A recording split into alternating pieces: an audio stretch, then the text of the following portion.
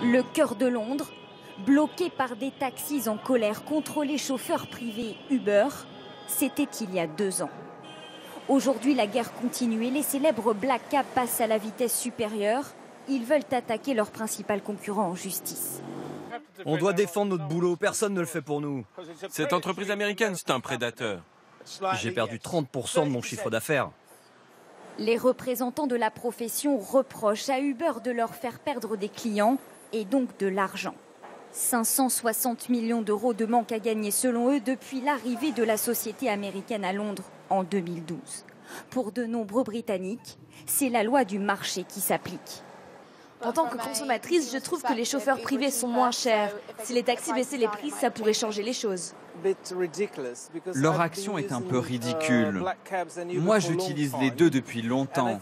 Et dans une grande ville comme Londres, il y a de la place pour tout le monde. Uber l'a bien compris. Londres est d'ailleurs son plus gros marché en Europe. Les chiffres sont sans appel. Moins de 25 000 taxis réguliers contre 45 000 chauffeurs privés. La compagnie américaine se refuse pour l'heure à tout commentaire. Le terrain est sensible, d'autant qu'Uber est dans le collimateur des autorités londoniennes.